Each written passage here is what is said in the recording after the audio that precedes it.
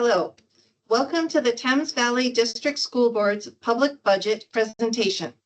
My name is Kathy Lind, Superintendent of Business and Treasurer, and I am joined by Sandra Macy, Manager of Finance. The purpose of this presentation is to provide the community with information about the board's annual budget process and opportunities for public consultation.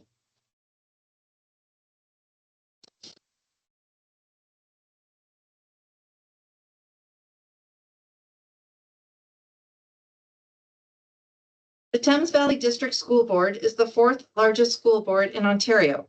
Our district covers 7,000 square kilometers, including Elgin, Middlesex, and Oxford counties, and the City of London.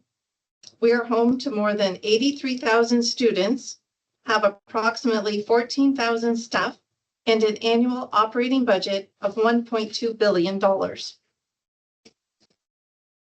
School board trustees are locally elected or appointed representatives of the public. Trustees are required to carry out their responsibilities in a manner that assists the board in fulfilling its duties under the Education Act. The Thames Valley District School Board of Trustees includes 12 elected trustees and 1 First Nations trustee. The elected trustees serve a 4-year term through the municipal election process. The First Nations trustee is appointed to the board by their communities, the 3 nations of Chippewas of the Thames First Nation, Oneida Nation of the Thames, and Munsee Delaware Nation. The current Board of Trustees will serve until November 2026. The board also has 3 student trustees, 1 representing the city, 1 representing the county, and an Indigenous student trustee. Student trustees are elected by their peers in February of each year. The next few slides will discuss the board's budget development process. This slide highlights the legislative requirements of the budget process.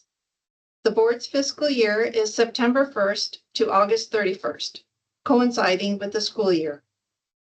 For 2025-26, TVDSB must submit a fiscally responsible budget, moving towards a balanced budget by 2026-27 and approximately $20 million in accumulated surplus by 2027-28. These budgetary goals represent a considerable reduction in spending. The board will need to examine all aspects of its operations, identifying areas where efficiencies can be made without compromising the quality of education provided to students. Achieving a balanced budget and surplus will require strategic financial planning and difficult decisions regarding resource allocation. The budget for 2025-26 is usually required to be submitted to the Ministry of Education by June 30th.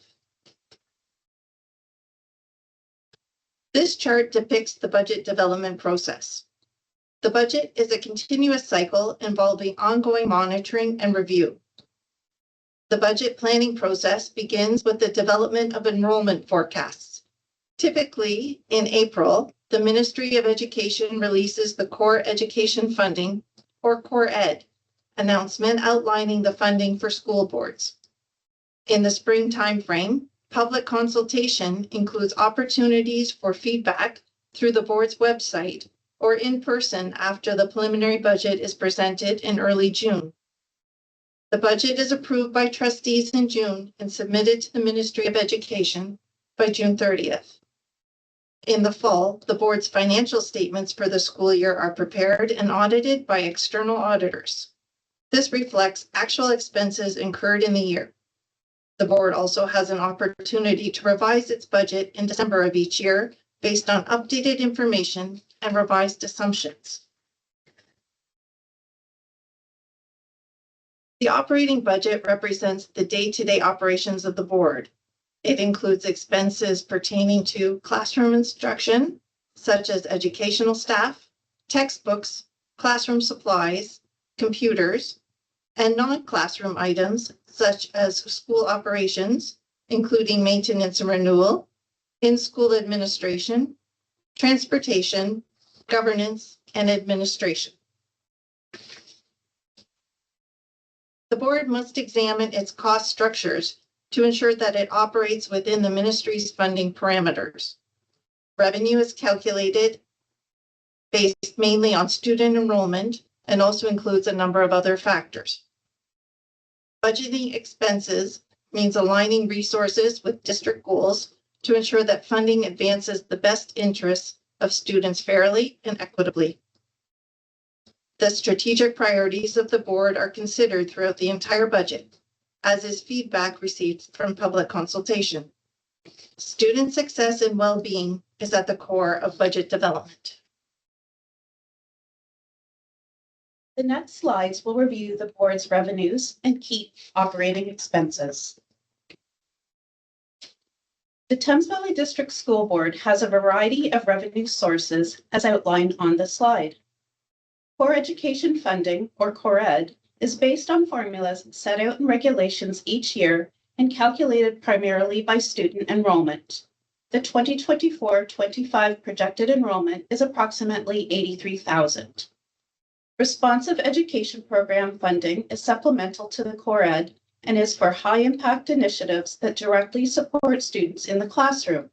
The funding is evidence-based and outcome-focused while providing streamlined, accountable, and time-limited funding that will be reviewed and assessed by the ministry each year. Other revenues are from entities outside of the Ministry of Education and includes the items noted on the slide. The 2024-25 original budget reported revenues totaling $1.2 billion. Of the total revenue, 96% of the board's revenue comes from the Ministry of Education's CORED funding. 1% of the board's revenue comes from responsive education programs funding, also from the Ministry of Education. This funding is usually temporary and allocated for specific ministry priorities, including mental health support, math achievement, and reading interventions. Only 3% of the board's funding comes from sources other than the Ministry of Education, which is broken down in greater detail in the chart on the right. Given its significance to the board, let's review core education funding. Of the total $29 billion provided by core education funding provincially, the board's portion approximates $1 billion. The CORED is made up of the 6 components as noted on this slide. Let's now review the board's operating expenses. 74% of all expenses of the board directly support the classroom. This includes all classroom staff and school administration, as well as resources directly for the classroom and students. 23.5% of all expenses support pupil accommodation and transportation, and only 2.5% of all expenses support the administrative functions of the board related to trustees, the director's office, financial and business services, human resources and payroll, information technology supports, communications, and legal. This slide presents the same expenses in a different way. The following points are important to note. Salaries and employee benefits represent almost 80% of total expenses. It is important to note that the majority of salaries and benefits are centrally negotiated by the province. We'll now review the board's financial position. The board is projecting a deficit of $16.8 million for the 2024-25 school year. The board has 2 years to address its cost structures and eliminate the deficit. Administration will be reviewing all programs and staffing for cost savings. Meeting these fiscal requirements will not be an easy task and will require difficult decisions. The budget process requires an assessment of challenges, as discussed in further detail on the next slide. As the 2025-26 budget processes begin, challenges and uncertainties must be considered. Budget enrollment projections are based on our best estimates, and any variations in actual enrollment for the school year will have an impact on the budget, including staffing adjustments and resource allocations. Absences and associated costs are not fully funded and continue to be an area of concern. Over the last few years, absence costs continue to rise along with the complexity of health issues. Statutory benefit costs such as CPP and EI continue to increase without an increase in funding for these benefits. Capital and building related costs continue to escalate. The board remains committed to supporting students with special education needs and recognizes that the costs create a budget pressure. Information technology needs continue to grow. The student transportation formula was updated in 23-24. The current formula includes an $8.7 million transition component, which will only be available to the board until 2026-27. The board and the Transportation Consortium continue to work with the ministry to explore this gap in funding. Inflation continues to be a concern entering the 2025-26 school year. Past and current rates of inflation exceed the ministry benchmark funding increases. A new concern has emerged regarding the evolving political landscape, particularly the rising costs associated with the possibility of new tariffs. The Thames Valley District School Board is committed to the continuous improvement of the budget process. Feedback is integral to the development of the board's annual budget. There are multiple ways to be part of the budget process. Your attendance this evening is key to that process. We're happy to answer questions on this presentation. You can either click the link on this presentation that is available on our website or scan the QR code to ask your questions. The link will be also available on our website under our board and plans and reports, and budgets and financial reports. Finally, you can also type in budget in the search bar at the top of our website. The question link will be available until April 30th. A question and answer document will be posted on the board's budget website and updated periodically as appropriate. There will be an opportunity to provide written input or speak as a delegate a week after the preliminary budget is presented. At this time, that meeting is expected to be held on June 10th. Instructions will be provided on the board's website once the preliminary budget is presented. Thank you for your time today. It is our hope that this presentation was informative. We will now share some questions that were provided prior to this presentation and answer to those questions. The first question is on slide 11. On the 2024-25 operating revenue slide, can you provide more detail on what is included in other and special program revenue on the chart on the right?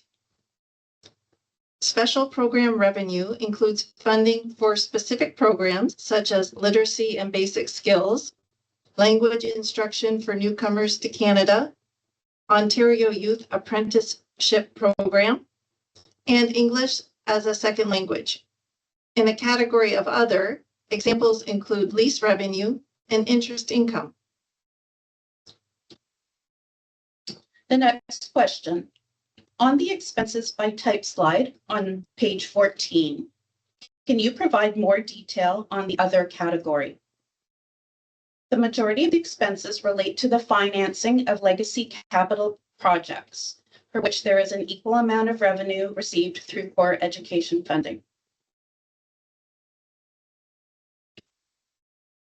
On page 16 of the presentation, the slide states the board has 2 years to address its cost structures and eliminate the deficit.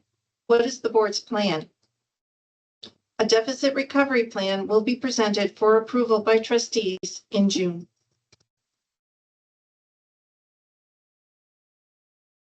Next question. Why are enrollment changes a budget challenge? We have to estimate enrollment in the spring for the next school year based on the best information at the time.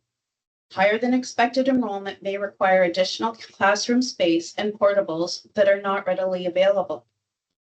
Lower than expected enrollment results in planned expenses greater than available funding. It is difficult to significantly change planned expenses in year. When can we expect to see the plans for next year and the budget? We are hopeful the grant announcement will be available at the end of April so that we would be able to present a preliminary budget on June 3rd. That brings us to the end of this presentation. The question and answers will be posted and updated throughout April. Thank you.